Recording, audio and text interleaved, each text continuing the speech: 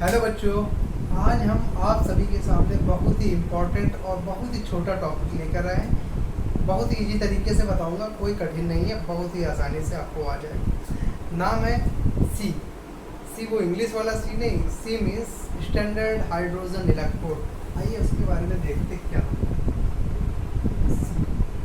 Standard hydrogen electrode. इसको एक नाम से और जानते हैं, नॉर्मल हाइड्रोजन इलेक्ट्रोड के नाम से। क्या? Normal hydrogen electrode.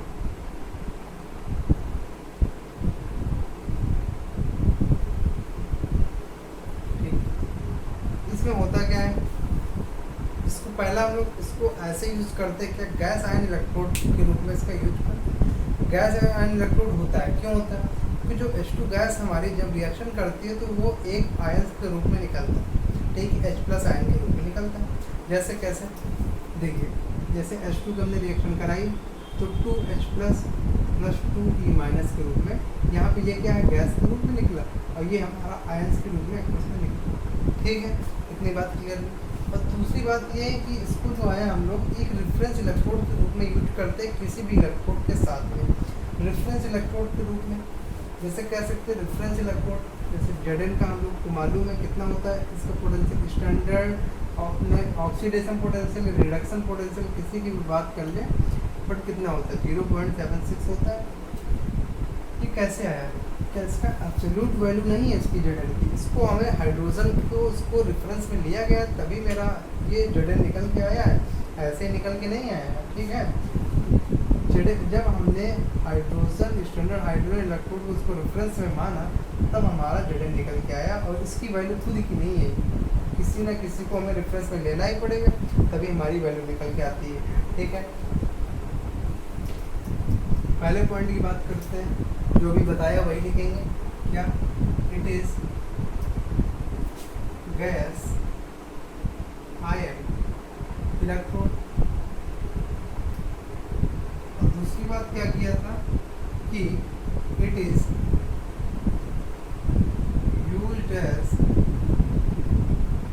Reference electrode set by IUPAC system के द्वारा ये सेट किया गया। ठीक है, तीसरा पॉइंट क्या होता है कि हम लोग स्टैंडर्ड हाइड्रोजन इलेक्ट्रोड को एनोड हाफ सेल या फिर कैथोड हाफ सेल के रूप में भी यूज़ करते हैं। जैसा हम चाहे, जिसको जैसा बनाना चाहे हम इसको हाइड्रोजन इलेक्ट्रोड को, वैसा ये कार्य करता है। ठीक है, पहला लिखेंगे act as cathode half cell, cathode half cell and as anode half cell. ठीक है, इतनी बात क्लियर हुई। फोर्थ नंबर क्या होता है कि इसका जो स्टैंडर्ड ऑक्सीडेशन पोटेंशियल और स्टैंडर्ड रिडक्शन पोटेंशियल होता है उसको इन्होंने 0 माना। ठीक है, तो उसको लिखेंगे कैसे? जैसे it's standard oxidation potential and standard reduction potential assumed to be 0। ठीक, कैसे लिखेंगे इसको? इसका डोनेट ऐसे करते हैं, H+ और H2 हाफ हाफ ले लेंगे, बैलेंस कराने के लिए हम लोग लेते हैं, कोई ज़रूरत नहीं, पर बैलेंस कराने के लिए हमें लेना ही पड़ेगा। ठीक है, 0.00 वोल्ट होता है। और इसका ये क्या निकल के आया, कैसे जानेंगे? देखिए H+ ये लॉस हो रहा है, लॉस होता है, रिड्यूस हो रहा है, रिड्यूस हो रहा है, रिडक्शन हो रहा है। रिडक्शन कहाँ पे होता है? कैथोड पे होता है, ये कैथोड का है। अब हम लोग बात करेंगे किसका? एनोड पर की बात करेंगे। एनोड में H2 हाफ ऑफ H+ ले लेंगे इज इक्वल टू, इसका भी हमारा होता है 0.00 वोल्ट। ठीक है, इतनी बात क्लियर। अब आगे हम कंस्ट्रक्शन की बात करेंगे, पहले इतना नोट कर लीजिए, पॉज करके नोट कर लीजिए, मैं आगे बढ़ाता हूँ।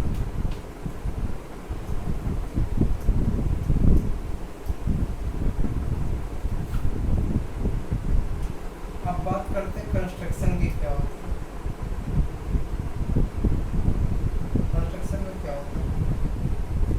में होता क्या है कि एक मैंने वेसल लिया, ठीक है, वेसल में हमने एक सोल्यूशन लिया। कौन सा सोल्यूशन लेंगे बताइए? HCl का सोल्यूशन लिया, ठीक है, HCl का सोल्यूशन लिया। हमने इसको एक भाई जैकेट बना दिया, ठंडी लग रही थी इसको जैकेट बना दी। अरे वो वाली जैकेट नहीं, ये वो वाली जैकेट इसको लगने के लिए, एक जैकेट मैंने इसको बना दिया। और यहाँ से मैंने दिया 1 atm का H2 गैस का 1 atm का प्रेशर। कितनी बात क्लियर? इसको क्या कहते हैं? Glass jacket. जब अब भाई इसको मैंने जब लिख दिया, इतना मतलब ये बना दिया। अब यहाँ पे हमें ये तो मालूम नहीं यार ये इलेक्ट्रोड है कि नहीं, यहाँ पे इलेक्ट्रोड तो है ही नहीं कुछ। इलेक्ट्रोड के लिए हमने पहले पढ़ा था कोई मेटल या कोई इलेक्ट्रोड मतलब होना चाहिए। यहाँ पे ना ये मेटल है ना कुछ है, तो हम कैसे इसको इलेक्ट्रोड? तो इसीलिए हम लोगों ने एक यहाँ पर क्या डाला? प्लैटिनम वायर, इसको कहते हैं प्लैटिनम वायर। और नीचे हम लोगों ने लगा दिया एक प्लैटिनम ब्लैक की फॉइल, प्लैटिनम ब्लैक वायर, ठीक है। प्लैटिनम का वायर हम लोगों ने इसलिए लगाया क्योंकि ये ड्यूरिंग या फिर कह सकते हैं जब सोल्यूशन में डिप रहता है तो ये रिएक्शन नहीं करता प्लैटिनम, ठीक है। यही बात के लिए इसमें यहाँ पे इतना लगाया गया। और ये स्टैंडर्ड कंडीशन पे लिया है तो हमारा ये H+ जो हो जाएगा 1 मोलर कंसनट्रेशन पे हो जाएगा, ठीक है। H+ क्यों लिखा? क्योंकि during reaction it release as H+ ions, ठीक है। और जब ये स्टैंडर्ड कंडीशन पे है तो हमारा ये सोल्यूशन कितना होगा? 25 डिग्री सेल्सियस पे लेना पड़ेगा। जब हमने यहाँ से H2 गैस को पंप किया तो यहाँ पर जब ये H2 गैस आई, देखिए, तो इसने प्लैटिनम की खासियत होती है कि वो एब्जॉर्ब और एब्जॉर्ब कर सकता है, तो ये एब्जॉर्ब कर लेगा। जो एक्सेस मात्रा में जो हमारी गैस बची है H2 गैस, वो यहाँ से बबल बन के इधर इधर इधर इधर इधर इधर इधर इधर इधर आ जाएगी, ठीक। तो उससे ये होगा कि हमारा एक इक्विलिब्रियम एस्टैब्लिश हो जाएगा। इक्विलिब्रियम हमारा एस्टैब्लिश हो जाएगा। जैसे H2 है हमारा, प्लस में इसका इक्विलिब्रियम एस्टैब्लिश हो जाएगा, ठीक है। हुआ, इसको बैलेंस कर लेंगे ऐसे। H2 जो है हमारा प्लैटिनम पे, ठीक है, और H+ जो है हमारा सोल्यूशन में। बस इतना सा लिख लीजिए, ठीक। अब हम लोग बताएंगे कि कैथोड में और एनोड में इसको किस प्रकार यूज़ करते हैं। पहले इतना इसका रिप्रेजेंटेशन क्या होता है इतना लिख लीजिए, फिर बताऊँगा।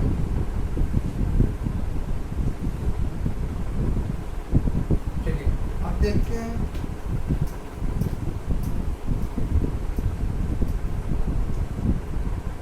स्टैंडर्ड हाइड्रोजन इलेक्ट्रोड को एज एनोड ऑफ सेल के रूप में किस प्रकार यूज करते हैं, इसका रिप्रेजेंटेशन किस प्रकार होता है, ठीक है। देखिए इसकी रिएक्शन क्या होती है। जब इसकी रिएक्शन हुई तो हमारा H+ और +2 माइनस इलेक्ट्रॉन लॉस, ठीक। ये किस में होगा? ये हमारा गैस है तो हमारा कितने पे होगा? 1 atm पे होगा। आप कह सकते हैं प्रेशर है 1 atm पे, ठीक। H+ जो है हमारा एक आयंस हमारे सोल्यूशन में जो मतलब निकला हुआ था, ठीक है। ये प्लैटिनम पर था, तैयार है। इसका रिप्रेजेंटेशन कैसे करेंगे? रिप्रेजेंटेशन देखिए, रिप्रेजेंटेशन क्या हो जाएगा? H2 जो हमारी प्लैटिनम पे थी, पहले प्लैटिनम लिख देंगे, एक ब्रैकेट में हम लोग लिखेंगे H2, गैस है तो ये प्रेशर कितना होगा? 1 atm, ठीक है। स्टैंडर्ड कंडीशन पे लिख रहे हैं तो, और ये H+ हो जाएगा। इसको बैलेंस करने के लिए हम लोग हाफ H2 भी लगा लें, ठीक है। ये हमारा जो H+ हुआ इसकी कंसंट्रेशन क्या होगा? C molar concentration. क्यों C मोलर पे लिया? क्योंकि किसी भी रिएक्शन कोई भी वैल्यू हो सकती है हमारी, ठीक है, इसीलिए हम लोगों ने इसको सी मोलर कंसंट्रेशन पे दिया है, ठीक। अब बात करते हैं कि इसको हम लोग कैथोड हाफ सेल में किस प्रकार इसका यूज़ करेंगे, ठीक है। ना नोट कर लीजिए, फिर मैं आगे लिखता हूँ।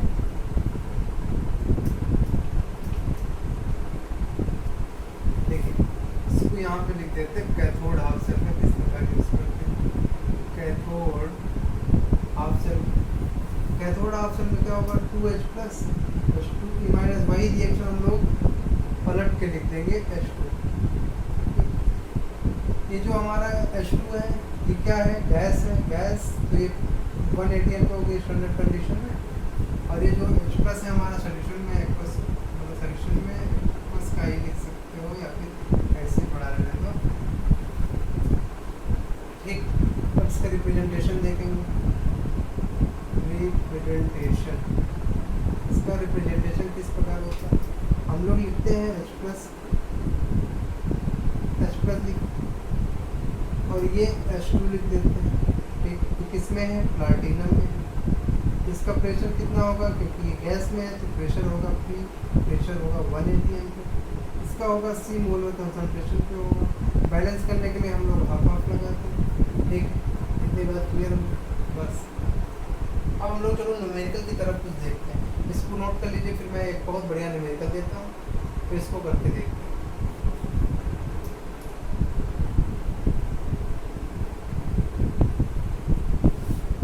पहला न्यूमेरिकल लिखते हैं, find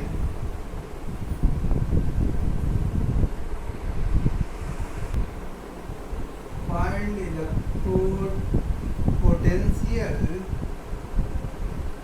at 25 degree Celsius for standard condition पे लिख रहा है, तभी 25 डिग्री सेल्सियस हुआ हमारा, ठीक है। H2SO4 कितना है, इसका कंसंट्रेशन 0.05 m दिया हुआ, देखो। और यहाँ पर जो हमारा H प्लस का कंसंट्रेशन होगा वो हमारा H प्लस नहीं, सॉरी, H प्लस H2 का हमारा दिया हुआ, H2 गैस का दिया हुआ है। प्लाटिनम पर जब था तो हमारा प्रेशर 180 एमपी, ठीक है, 180 एम प्रेशर पे। तो इसको पॉज करके सॉल्व करने की कोशिश करिए, या फिर मैं तो बताता ही हूँ, चलिए मैं बताता हूँ। क्या हुआ कि जब ये H2SO4 रिएक्शन में क्या होगा, 2H प्लस के रूप में निकलेगा, ठीक है। ऐसे मैंने किया, अभी बैलेंस कुछ नहीं कर रहा हूँ, 0.05 m दिया होगा। अब भाई H प्लस कंसंट्रेशन कैसे मालूम चलेगी, क्या होगा, H प्लस कंसंट्रेशन कहीं भी कुछ भी पूछा जाए, पहली बात तो ये जो H2SO4 है ये स्ट्रॉन्ग एसिड है, स्ट्रॉन्ग एसिड है, ये कम्प्लीटली डिसोसिएट हो जाएगा, जिस प्रकार सेल में हो रहा था, ठीक है, ये भी कम्प्लीटली डिसोसिएट हो जाएगा। अब बात आती है कि ये H प्लस की कंसंट्रेशन क्या होगी, कहीं भी ये दिया हो तो H प्लस की कंसंट्रेशन वही हो जाएगी, बस इसमें मल्टीप्लाई इसकी कंसंट्रेशन करा देंगे, ठीक है। जैसे 2 मल्टीप्लाई 0.05 हो जाएगा, ठीक, फिर ये आ जाएगा 0.10 m, इतना आया। अब देखो जब ये रिएक्शन हुई तो हमारी रिएक्शन एक बनती है, ये हमारी 2H plus plus 2P minus बनता है H2, ठीक है। H प्लस जब हमने लिया, H प्लस हमारा जो यहाँ पर होगा ये हमारा किसका, एक्वस का होगा, और यहाँ पर हमारा जो H2 होगा प्लैटिनम पर 180 एम प्रेशर पर होगा, ठीक है, 180 एम प्रेशर, और जो हमारा H प्लस है ये हमारा कितना निकल गया है, 0.1 एम पे निकल गया। अब भाई बात आती है कि कैसे निकल, अब देखिए इलेक्ट्रोड पोटेंशियल हमें ज्ञात करना है, तो ये भी करता हूँ, इसको यहीं पे लिख देता हूँ 25 डिग्री सेल्सियस, ठीक है। यहाँ पे देखिए क्या होगा, हमें इनर्ट डिप्रेशन मालूम है, उसी से निकले कि इनर्ट डिप्रेशन क्या होती है, is equal to 0 E naught minus 0.059 by n log wastage concentration of the product upon concentration of the reactant, ठीक है, इतनी बात हुई। अब जब हमने एक रिएक्शन कराई थी वहाँ पे लिखा था कि 2H plus plus 2E minus हमारा H2 निकल गया था, तो हमारा देख रहे हैं यहाँ पे जो 2 इलेक्ट्रॉन्स है, 2 इलेक्ट्रॉन्स हो रहे हैं, ठीक है, 2 2 इलेक्ट्रॉन मतलब n हमारा कितना निकल गया 2। ठीक, अब देखो चलो इसको लिखते हैं। यहाँ पे H plus half of H2 balance कर लेंगे, H plus half of H2 balance कर लेंगे। देखो हम लोग क्या जानते हैं कि इसका जो स्टैंडर्ड इलेक्ट्रोड पोटेंशियल क्या हो जाएगा, 0 हो जाएगा, अभी मैंने बताया था आपको। और यहाँ पर 0.059 अपन n हमने अभी बताया कितना 2 आया मेरा। ठीक, log based concentration of the product का कंसंट्रेशन हमारा 1 atm प्रेशर पे था, तो हम इसको कितना ले लेंगे 1। ठीक, अब रिएक्टेंट का कंसंट्रेशन, रिएक्टेंट का हमने देखा 0.1 m होगा। देखो 0.1 m होगा। और ये जो हमारी ये जो 2 आए थे ये क्या है, ऐसे पावर हो जाएगी, ये हो जाएगी 0.1 m को हम लोग क्या लिख सकते हैं बाई 10 कर लेंगे और हो जाए 10 to the power -1, 10 to the power -1 का होल ऑफ स्क्वायर कितना होगा 0.059 माइनस का अपॉन 2 लॉग बेस 10, और ये 10 to the power -2 ऊपर जाएगा कितना हो जाएगा 10 to the power 2 हो जाएगा। ठीक है, 10 to the power 2 है हमारा, 10 to the power 2 इधर आ जाएगा और 10 इधर बचेगा। तो हम जानते हैं log base 10 into 10 is equal to the 1 होता है। ठीक है, माइनस का 0.059 बाई 2 इंटू ये 2 जो इधर आएगा इधर लिख लेंगे। ठीक, इधर काट दिया तो माइनस का 0.059 कितना आया हमारा, तो माइनस में आया या प्लस में, हमें सीधा इतना बताया था कि हमारा इलेक्ट्रोड पोटेंशियल हमें ज्ञात करना है। हमें ये माइनस पर ऑक्सीडेशन रिडक्शन की कोई बात नहीं थी। अगर जैसे ऑक्सीडेशन में इसमें क्या आ रहा है, ये तो रिडक्शन में आ रहा है, अगर ऑक्सीडेशन में निकालना होगा तो हम लोग बहुत आसानी से जानते हैं, इसमें साइन बस प्लस का लगा देंगे, सिर्फ साइन चेंज हो जाएगा, हमारा निकल आए। ठीक है, इतना नोट कर लीजिए, फिर मैं आगे बताऊँ। आगे एक बात मैं बताता हूँ, पहले इसको नोट कर लीजिए। अच्छा हो गया होगा। देखिए अगर यहाँ पर स्ट्रॉन्ग एसिड लिया गया, अगर यहीं पर बाई चांस वीक एसिड लिया गया होता तो हम क्या करते, तब तो उसमें कम्प्लीटली डिसोसिएट भी ना होता। तो वहाँ पर हम लोग क्या निकालें, जैसे एसिटिक एसिड ले लेते हैं, वहाँ पर हम लोग को निकालना पड़ता कि डिसोसिएशन कांस्टेंट और डिग्री ऑफ डिसोसिएशन अल्फा निकालना पड़ता, तब हम वहाँ पर एक जानते हैं प्लस में हमारा क्या निकल गया सी अल्फा निकाल लेंगे, वहीं से हमारी कंसंट्रेशन निकल आती थी। ठीक है, सी अल्फा, बस वैसे ही हो जाएगा। और एक बात और रही कि जैसे स्टैंडर्ड में पूछा गया, स्टैंडर्ड हाइड्रोजन इलेक्ट्रोड, स्टैंडर्ड में ये चीज़ें पूछी गई, अगर स्टैंडर्ड में ना पूछी जाए तो हम लोग उसको कैसे निकालेंगे, तो हम लोग सीधी सी बात है कि नेक्स्ट इक्वेशन से हम लोग डायरेक्टली उसका निकाल सकते हैं। ठीक है, अब चलिए एक बात और करते हैं,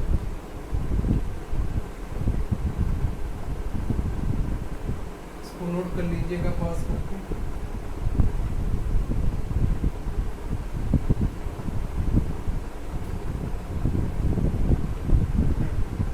बात आती है कि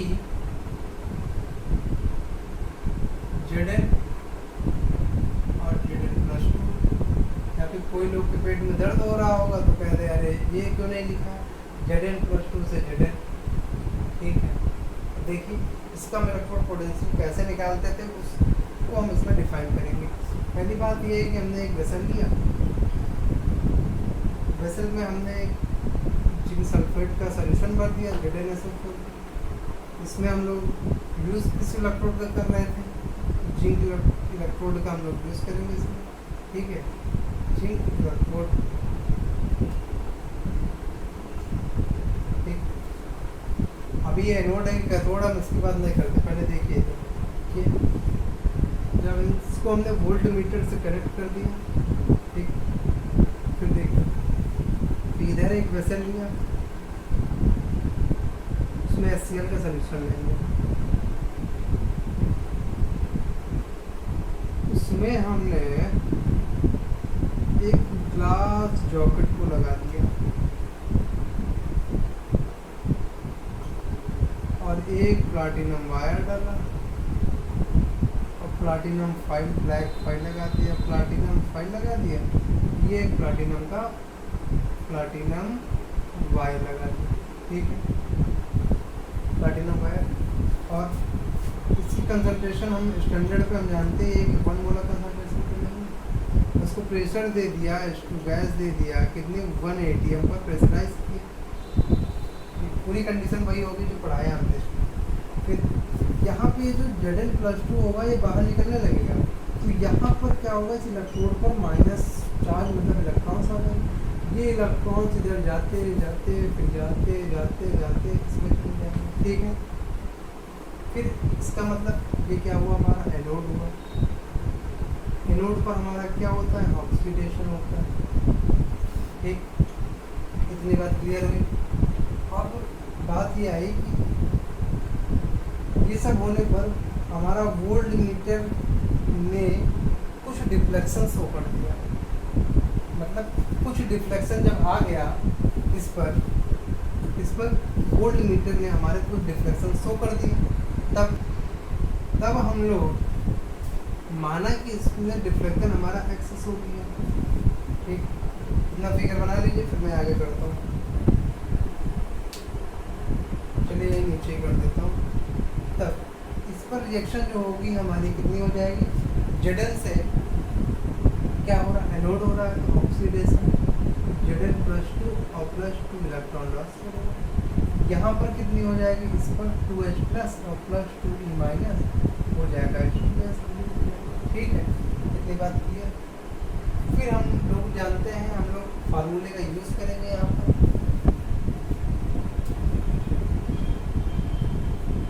क्या निकाल रहे हैं हम लोग, इलेक्ट्रोड पोटेंशियल किस प्रकार निकलेगा, इसका हम लोग देख रहे हैं एक्सपेरिमेंट में। E0 of cell is equal to the पढ़े थे cathode minus E anode. E cathode कैसा होना चाहिए, रिडक्शन पोटेंशियल रखेंगे कि वहाँ ऑक्सीडेशन रख नहीं, रिडक्शन रखना है इसका, ठीक है। कैथोड पर हमारा ये वाली रिएक्शन हो रही है, ठीक है। तो E कैथोड पर हमारा ये वाली रिएक्शन, तो हम लोग लिखेंगे H+ से H माइनस E, Zn+2 से Zn। सेल हम लोग क्या जानते हैं, इस सेल पे हमारा डिफ्लेक्शन कितना शो किया था, x, यहाँ पे x मान लेंगे, ठीक। और क्या जानते हैं कि हमारा जो इसका लेंगे स्टैंडर्ड में, तो इसका इलेक्ट्रोड पोटेंशियल हाइड्रोजन का हम लोग जानते हैं कितना, 0 होता है, x is equal to 0 minus इसको लिख लेंगे E0 ऑफ Zn+2 और Zn, ठीक। x is equal to minus E0 of Zn+2 Zn, फिर E0 ऑफ Zn+2 से Zn, तो कितना हो जाएगा, -6। क्या है हमारा रिडक्शन पोटेंशियल। पर हम लोग तो एक्सपेरिमेंटली देखें, हम लोग तो ऐसे जानते ही हैं कि रिडक्शन पोटेंशियल -0.76 Zn का होता है। तो वही हम लोगों ने इस मेथड से निकाला कि किस प्रकार हमारे वोल्ट मीटर ने डिफ्लेक्शन शो किया और किस प्रकार हम इसको Zn का हम लोगों ने इलेक्ट्रोड पोटेंशियल बहुत ही आसानी से निकाल लिया, और आया भी उतना ही है माइनस का। और इलेक्ट्रोड पोटेंशियल तो ऐसे भी हम लोग जानते ही माइनस का 0.76 होता है।